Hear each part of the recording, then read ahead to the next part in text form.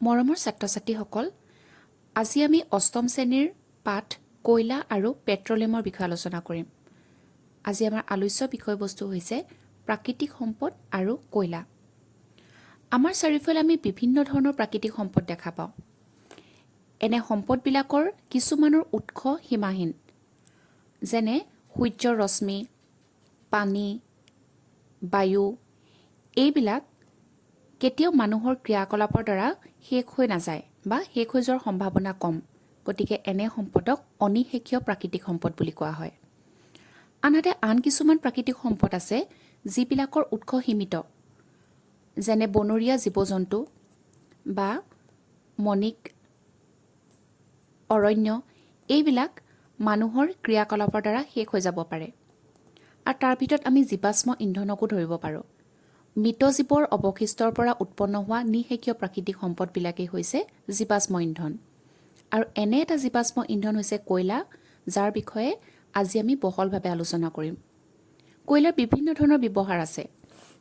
এনে ব্যৱহাৰৰ ভিতৰত আমি ল'ব পাৰোঁ ঔদ্যোগিক ক্ষেত্ৰত বা ঘৰুৱা তাপ উৎপাদনৰ বাবে, আৰু প্ৰাচীন কালত ৰেলগাড়ীৰ ইঞ্জিন চলোৱাৰ বাবে ভাপ উৎপন্ন কৰিবলৈ ইয়াক ব্যৱহাৰ কৰা হৈছিল।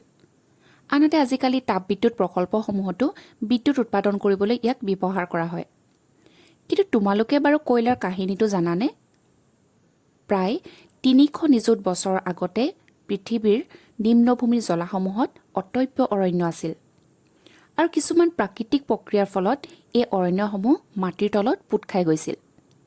তাৰ ওপৰত অধিক পৰিমাণৰ মাটি জমা হৈ থকাৰ ফলত হেঁচা পৰি এইবিলাক সংকুচিত হৈ যায়। আৰু এইবিলাক গভীৰৰ পৰা গভীৰতলৈ সোমাই যোৱাৰ ফলত এইবিলাকৰ উষ্ণতাও বাঢ়ে। এনেধৰণৰ প্ৰাকৃতিক দুৰ্যোগৰ ভিতৰত আমি বানপানীৰ কথা ক'ব পাৰোঁ। উচ্চ চাপ আৰু উচ্চ উষ্ণতাত এই মৃত উদ্ভিদবোৰ লাহে লাহে কয়লালৈ ৰূপান্তৰিত হয়। আৰু মৃত উদ্ভিদৰ পৰা মন্থৰ গতিৰে কয়লালৈ ৰূপান্তৰিত হোৱা যি প্ৰক্ৰিয়া, এই প্ৰক্ৰিয়াটোক কোৱা হয় অংগাৰীকৰণ। বায়ুত যদি গৰম কৰা হয় তেতিয়াহ'লে কয়লা জ্বলে আৰু প্ৰধানকৈ কাৰ্বন ডাই অক্সাইড গেছ উৎপন্ন কৰে। আৰু উদ্যোগত কয়লাৰ সংসাধনৰ জৰিয়তে বিভিন্ন ধৰণৰ সামগ্ৰী উৎপাদন কৰা হয়। তাৰ ভিতৰত এটা হৈছে কোক। তো কোক কি হয়? কোক হ'ল এবিধ সচিদ্ৰ কলা বৰণীয়া পদাৰ্থ হয়, আৰু ই কাৰ্বনৰ এটা বিশুদ্ধ ৰূপ। ইয়াক তীখাৰ উৎপাদন আৰু বহুতো ধাতু নিষ্কাশনৰ ক্ষেত্ৰত ব্যৱহাৰ কৰা হয়। কয়লাৰ আন এটা ব্যৱহাৰ হৈছে আলকতৰা। আলকতৰা হ'ল বেয়া গন্ধযুক্ত কলা বৰণীয়া এটা ডাঠ তৰল পদাৰ্থ, আৰু এই দুশবিধ পদাৰ্থৰ এটা মিশ্ৰণ হয়। আলকতৰাৰ পৰা উৎপাদিত যিখিনি দ্ৰব্য, ইয়াক বিভিন্ন ধৰণৰ দৈনন্দিন কাম কাজত আমি ব্যৱহাৰ কৰোঁ। উদাহৰণস্বৰূপে সাংশ্লেষিক ৰঞ্জক দ্ৰব্য, ভেষজ ঔষধ, বিস্ফোৰক, সুগন্ধি আঁতৰ, প্লাষ্টিক, ৰং, আলোকচিত্ৰণৰ সামগ্ৰী, ছাল সজাৰ সামগ্ৰী ইত্যাদি বিভিন্ন বস্তু প্ৰস্তুত কৰোঁতে ইয়াক কেঁচা সামগ্ৰী হিচাপে ব্যৱহাৰ কৰা হয়।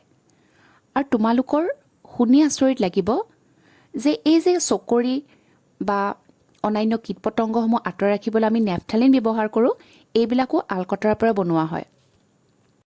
তোমালোকে পকী ৰাস্তাত আলকতৰাৰ ব্যৱহাৰ দেখিছাই, কিন্তু আজিকালি ৰাস্তা পকী কৰোঁতে আলকতৰাৰ সলনি বিটুমেন নামৰ এবিধ পেট্ৰলজাত সামগ্ৰী ব্যৱহাৰ কৰে। কয়লাৰ আন এটা ব্যৱহাৰ হৈছে কয়লা গেছ। 1810 চনত লণ্ডনত আৰু 1820 চনত নিউয়ৰ্কত ৰাস্তা পোহৰ কৰিবলৈ প্ৰথমবাৰৰ বাবে কয়লা গেছ ব্যৱহাৰ কৰা হৈছিল। আৰু আজিকালি ইয়াক পোহৰৰ সলনি তাপৰ উৎস হিচাপেহে ব্যৱহাৰ কৰে। এইখিনি আছিল কয়লাৰ বিষয়ে। তোমালোকে ভাৰতবৰ্ষ আৰু অসমত থকা কয়লাৰ খনিবিলাকৰ এখন তালিকা প্ৰস্তুত কৰিবা আৰু কয়লাৰ বিষয়ে অধিক তথ্য জানিবলৈ চেষ্টা কৰিবা। Thank U.